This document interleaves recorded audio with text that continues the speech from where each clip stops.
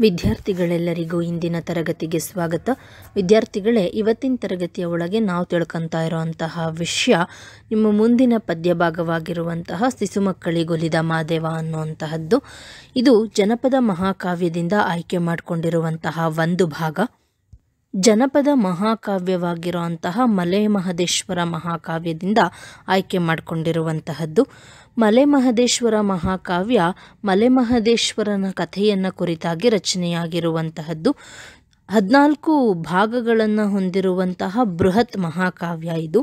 ಒಂದೊಂದು ಕಥಾಭಾಗವೂ ಕೂಡ ಒಂದೊಂದು ಸಾಲು ಅಂತ ಹೇಳಿ ಗುರುತಿಸ್ಕೊಂಡಿದೆ. ಒಂದೊಂದು ಸಾಲಿನಲ್ಲಿ ಅನೇಕ ಭಾಗ ಅಥವಾ ಕವಲುಗಳಿದ್ದು ಅವುಗಳನ್ನು ಅದರಲ್ಲಿ ಕವಟ್ಲು ಅಂತ ಹೇಳಿ ಗುರುತಿಸುವಂತಹ ಪ್ರಯತ್ನ ನಡೆದಿದೆ. ನಿಮಗಿಟ್ಟಿರುವಂತಹ ಈ ಭಾಗವನ್ನು ಡಾಕ್ಟರ್ PK ರಾಜಶೇಖರ ಅವರು ಸಂಪಾದನೆ ಮಾಡಿರುವಂತಹ ಮಲೆ ಮಹದೇಶ್ವರ ಮಹಾಕಾವ್ಯದಿಂದ ಆಯ್ಕೆ ಮಾಡಿ ಇಟ್ಟಿರುವಂತಹದ್ದು. ಇದಲ್ಲದೆ ಪಿರಿಯಾಪಟ್ಟಣದಲ್ಲಿ ಜನಿಸಿದ ಇವರು ಜನಪದ ಮಹಾಕಾವ್ಯಗಳಾದ ಮಲೆಯ ಮಹದೇಶ್ವರ, ಜನಪದ ಮಹಾಭಾರತ, ಜನಪದ ರಾಮಾಯಣ, ಪಿರಿಯಾಪಟ್ಟಣ ಕಾಳಗ, ಬೆಟ್ಟದ ಚಾಮುಂಡಿ ಮುಂತಾದಂತಹ ಕೃತಿಗಳನ್ನು ಸಂಪಾದನೆ ಮಾಡಿದ್ದಾರೆ. ನಿಮಗೆ ಇಟ್ಟಿರುವಂತಹ ಈ ಭಾಗ ಏನಿದೆ, ಶಿಶುಮಕ್ಕಳಿಗೊಲಿದ ಮಾದೇವ ಅನ್ನುವಂತಹ ಭಾಗ, ಅದು ಸಂಕಮ್ಮನ ಸಾಲು ಅನ್ನುವಂತಹ ಸಾಲಿನಲ್ಲಿ ಬರುವಂತಹ ವಿಭಾಗದಲ್ಲಿ ಬರುವಂತಹ ಒಂದು ಕತೆ. ಸಂಕಮ್ಮ ತನ್ನ ಮಕ್ಕಳಾದಂತಹ ಕಾರಯ್ಯ ಮತ್ತು ಬಿಲ್ಲಯ್ಯರನ್ನು ಮಲೆಯ ಮಹದೇಶ್ವರನಿಗೆ ತನ್ನ ಶಿಶುಮಕ್ಕಳನ್ನಾಗಿಸುವಂತಹ ಪ್ರಸಂಗ, ಅವರನ್ನು ಪರೀಕ್ಷೆಗೆ ಒಳಪಡಿಸುವಂತಹ ಭಾಗ. ಈ ಭಾಗವನ್ನು ತಿಳ್ಕೊಳ್ಳೋದಕ್ಕಿಂತ ಮುಂಚೆ ಒಂದಷ್ಟು ಪೂರ್ವಕತೆಯನ್ನು ನೀವು ತಿಳ್ಕೊಬೇಕಾಗತ್ತೆ. ಈ ಸಂಕಮ್ಮನ ಸಾಲು ಏನಿದೆ ಆ ಭಾಗದಲ್ಲಿ ಬರುವಂತಹ ಕತೆ ಏನು ಅಂತ ಅಂದರೆ, ಸಂಕಮ್ಮ ಶಿವಶರಣೆ, ಆಕೆ ನೀಲೇಗೌಡ ಅನ್ನುವಂತಹ ಸೋಲಿಗರ ವ್ಯಕ್ತಿಯನ್ನು ಮದುವೆಯಾಗಿರ್ತಾಳೆ. ಮದುವೆಯಾಗಿ 9 ತಿಂಗಳು ಕಳೆದರೂ ಕೂಡ ಆಕೆ ಗರ್ಭವತಿಯಾಗೋದಿಲ್ಲ. ಈ ನೀಲೇಗೌಡನ ಕುಟುಂಬ ಏನಿದೆ ಅವರು 6 ಜನ ಮಕ್ಕಳು, ಕೊನೆಯವನೇ ನೀಲೇಗೌಡ. ಅಣ್ಣ ಅತ್ತಿಗೆಯರಿಂದ ನಿಂದನೆಗಳು ಬಂದ ಕಾರಣಕ್ಕಾಗಿ ತನ್ನ ಪತ್ನಿಯನ್ನು ಕರ್ಕೊಂಡು ಕಾಡಿನಲ್ಲಿ ಮನೆಯನ್ನು ಮಾಡಿರ್ತಾನೆ ನೀಲೇಗೌಡ. ಇದೇ ಸಂದರ್ಭದ ಒಳಗೆ ಅವರ ಕುಲದವರೆಲ್ಲರೂ ಸೇರಿ ಬೇಟೆಗೆ ಹೋಗಬೇಕು ಅಂತ ಹೇಳಿ ನಿರ್ಧಾರವನ್ನು ಮಾಡ್ಕೊಳ್ತಾರೆ. ಬೇಟೆಯ ಅವಧಿ 9 ತಿಂಗಳಿರುತ್ತೆ.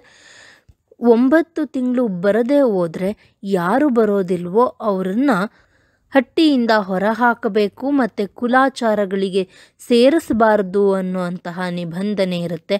ವಿಧಿ ಇಲ್ಲದೆ ನೀಲೇಗೌಡ ಬೇಟೆಗೆ ಹೊರಡಬೇಕಾಗತ್ತೆ.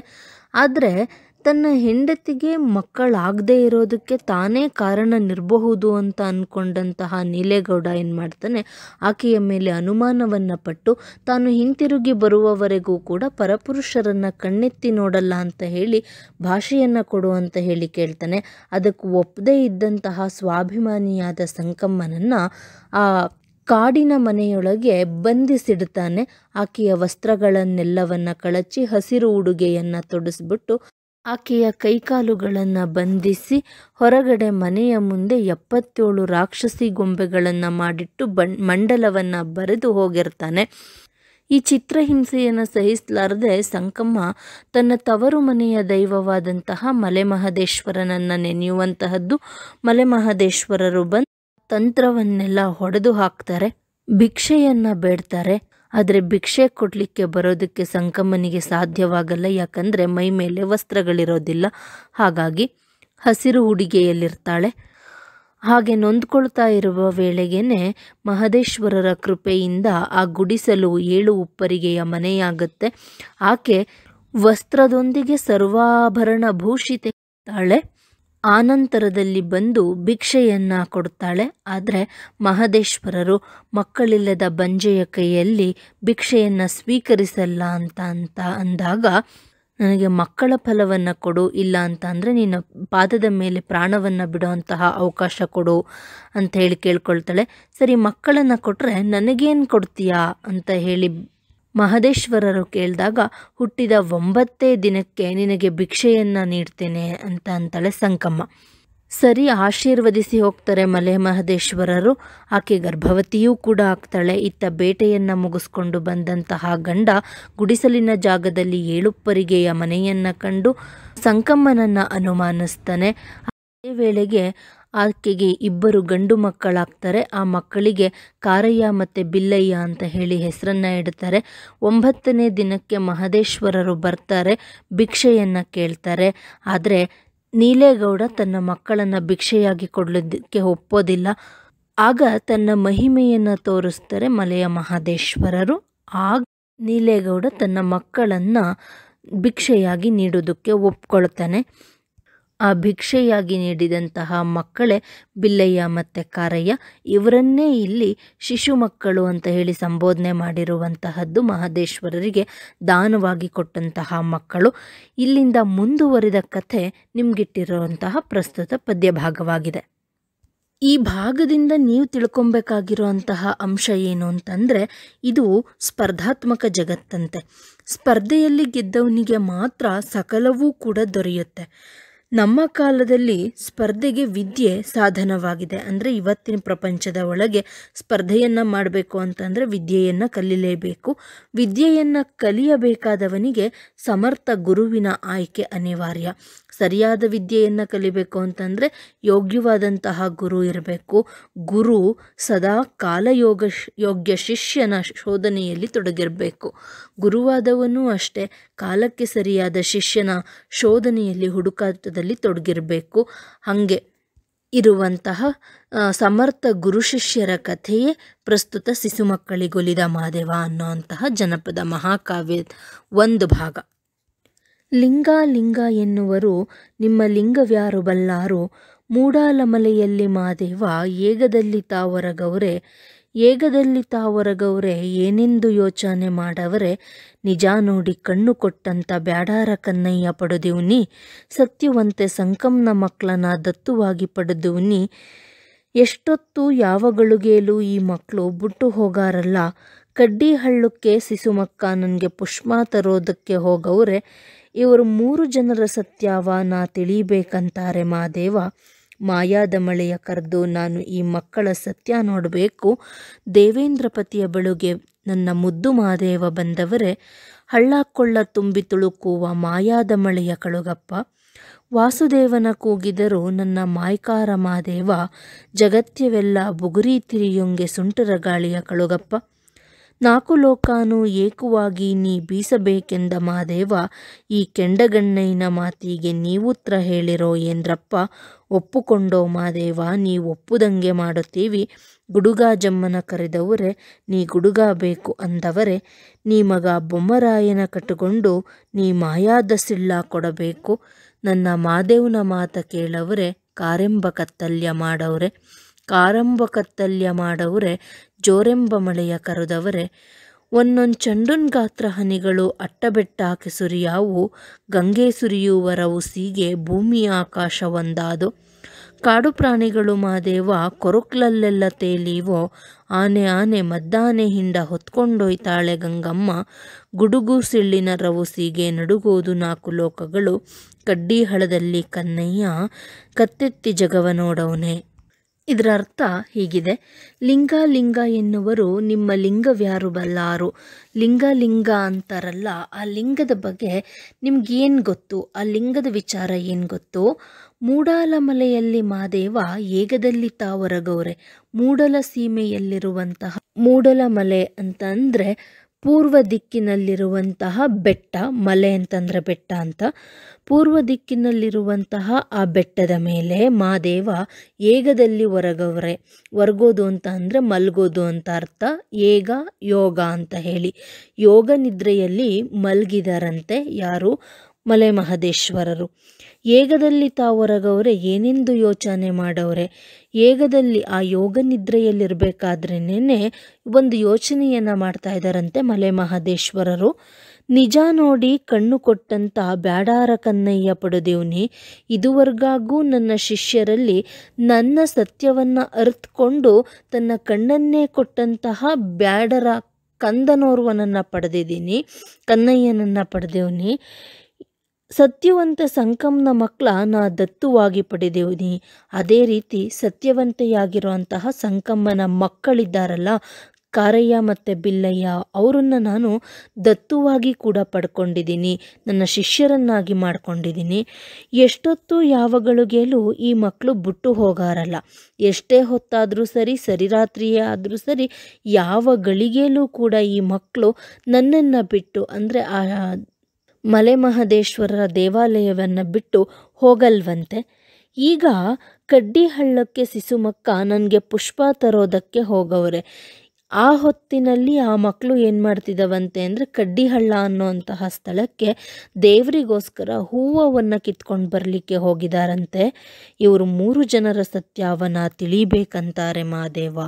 ಇವರು 3 ಜನರ ಸತ್ಯವ ಪರೀಕ್ಷೆ ಆಗಬೇಕು ಅಂತ ಹೇಳಿ ಮಹಾದೇವ ಆ ಪೂರ್ವ ದಿಕ್ಕಿನ ಬೆಟ್ಟದಲ್ಲಿ ಯೋಗ ನಿದ್ರೆಯಲ್ಲಿರಬೇಕಾದ್ರೆ ಯೋಚನೆ ಮಾಡ್ತಾ ಇದ್ದಾರಂತೆ. ಇಲ್ಲಿ 3 ಜನ ಯಾರ್ಯಾರಪ್ಪ ಅಂದರೆ, ಒಂದು ಸಂಕಮ್ಮ, ಈ ಜೊತೆಗೆ ಇನ್ನಿಬ್ಬರು ಮಕ್ಕಳು ಕಾರಯ್ಯ ಮತ್ತು ಬಿಲ್ಲಯ್ಯ. ಇವರ ಸತ್ಯ ಎಷ್ಟು ಅನ್ನೋದನ್ನು ಪರೀಕ್ಷೆ ಮಾಡಬೇಕು ಅಂತ ಹೇಳಿ ನಿರ್ಧಾರ ಮಾಡ್ಕೋತಾರೆ.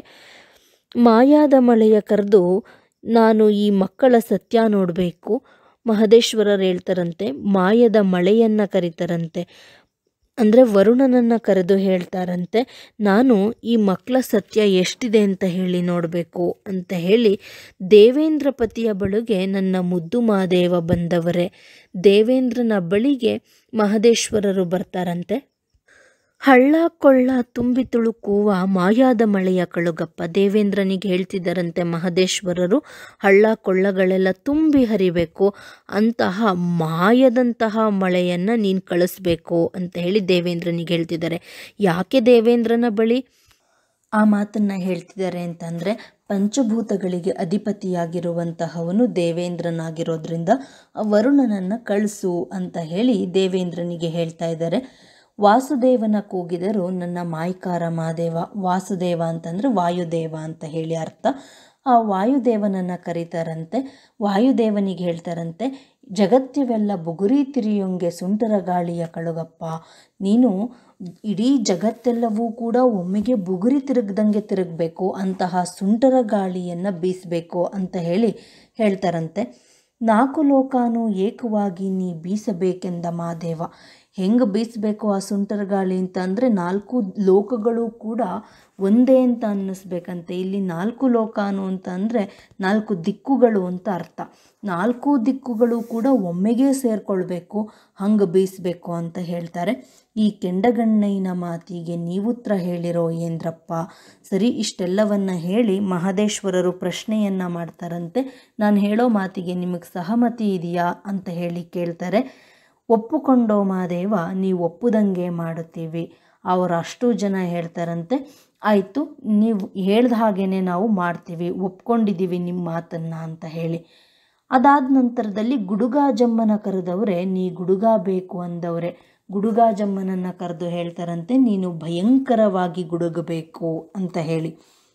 ನೀ ಮಗ ಬೊಮ್ಮರಾಯನ ಕಟ್ಟಿಕೊಂಡು ನಿನ್ನ ಮಗನಾಗಿರೋ ಅಂತಹ ಬೊಮ್ಮರಾಯನನ್ನು ಕೂಡ ಸೇರಿಸ್ಕೊಂಡು ನೀ ಮಾಯಾದ ಸಿಳ್ಳ ಕೊಡಬೇಕು.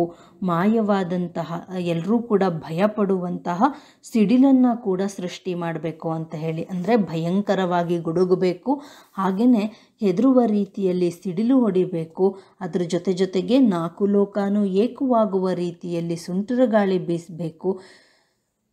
ಹಾಗೆಯೇ ಮಾಯದಂಥ ಮಳೆ ಕೂಡ ಒಮ್ಮೆಗೆ ಸುರಿಬೇಕು. ಇಷ್ಟೆಲ್ಲವೂ ಕೂಡ ಆಗಬೇಕು ಅಂತ ಹೇಳಿ ಒಬ್ಬೊಬ್ಬರಿಗೆ ಒಂದೊಂದು ಜವಾಬ್ದಾರಿಯನ್ನು ಮಹದೇಶ್ವರರು ವಹಿಸ್ತಾರೆ. ನನ್ನ ಮಾದೇವನ ಮಾತು ಕೇಳೋರೆ ಕಾರೆಂಬ ಕತ್ತಲ್ಯ ಮಾಡೋರೆ. ಅವರೆಲ್ಲರೂ ಕೂಡ ಮಹದೇಶ್ವರರ ಮಾತಿಗೆ ಎದುರುತ್ತರವನ್ನು ಹೇಳಿದೆ, ಎದುರು ಮಾತನ್ನು ಹೇಳಿದೆ, ಅವರೆಲ್ಲರೂ ಕೂಡ ಆ ಕೆಲಸವನ್ನು ಮಾಡಲಿಕ್ಕೆ ಒಪ್ಕೊಳ್ತಾರಂತೆ. ಕಾರ್ಯೆಂಬ ಕತ್ತಲ್ಯ ಮಾಡವ್ರೆ. ಆ ವೇಳೆಗೇನೆ ಇನ್ನೂ ಬೆಳಗಿದ್ದಂತಹ ವೇಳೆಯಲ್ಲಿನೇ ಕಪ್ಪು ಕತ್ತಲು ಆವರಿಸಿ ಬಿಡ್ತಂತೆ. ಕಾರೆಂಬ ಕತ್ತಲ್ಯ ಮಾಡವ್ರೆ, ಜೋರೆಂಬ ಮಳೆಯ ಕರೆದವ್ರೆ. ಇದ್ದಕ್ಕಿದ್ದ ಹಾಗೆಯೇ ಆ ಕಗ್ಗತ್ತಲು ಆವರಿಸಿ ಜೋರಾದಂತಹ ಮಳೆ ಬರಲಿಕ್ಕೆ ಶುರುವಾಗುತ್ತಂತೆ.